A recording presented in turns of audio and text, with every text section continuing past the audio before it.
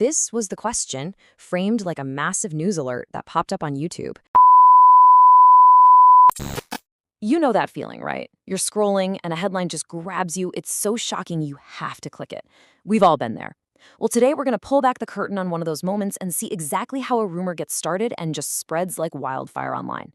And just a quick note, we're not getting into the politics of it all. We're here to break down the mechanics of how this stuff works.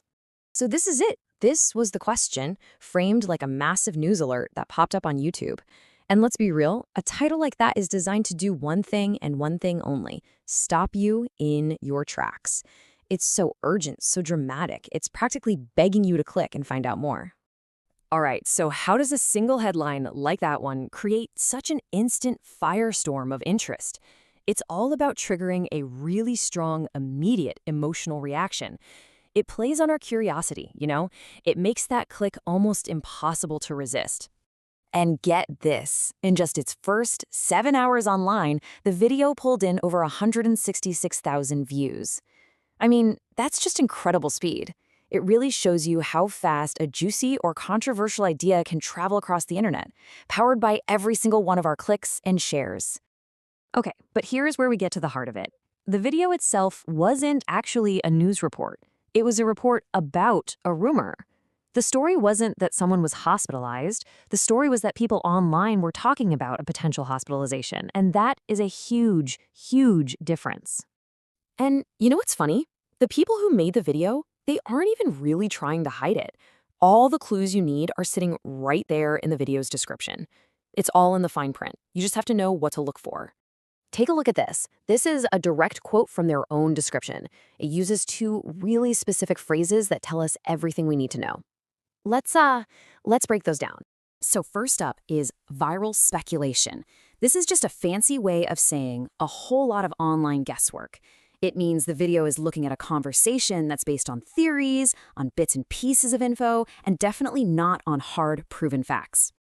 And then we have this one, unconfirmed reports. This is like a giant red flag.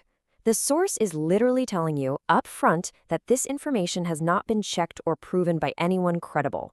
So the video is actually being totally honest that it's just talking about a rumor, not reporting a fact. Okay, so now that we've kind of decoded the language they're using, let's take a quick look at the source itself.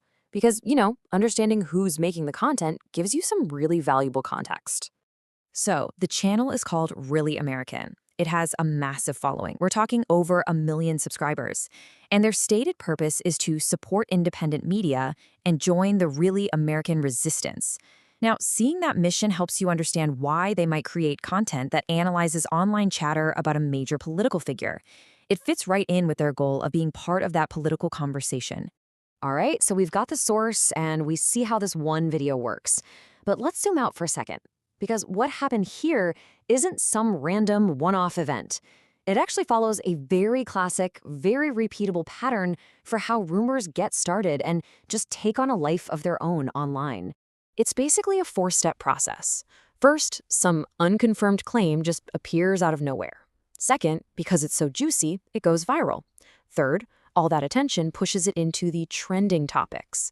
And finally, and this is the absolute key, media outlets start reporting on the fact that people are talking about it. This video we've been looking at, it's a perfect textbook example of that last step. So why should we care about any of this? What's the big deal? Well, this pattern has a huge effect on the information we all see every single day.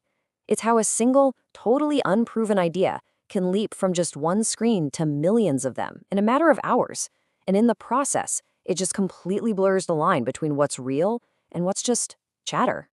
This slide really breaks it down perfectly. You see, reporting on an actual event answers the question, what happened? And it's built on facts that have been checked.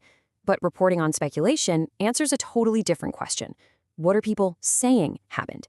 It doesn't verify anything, it just turns up the volume on a conversation that's already happening. And what this creates is something called a feedback loop. Think of it like this. The buzz creates a story, which then creates even more buzz. Suddenly, the news isn't about the original rumor anymore. The news is about how fast the rumor is spreading. The virality becomes the story. So here's what it all comes down to. In a world where basically anything can go viral, we have to be smart about what we're consuming. The next time you see a story just completely taking over your feed, take a second and ask yourself a simple question.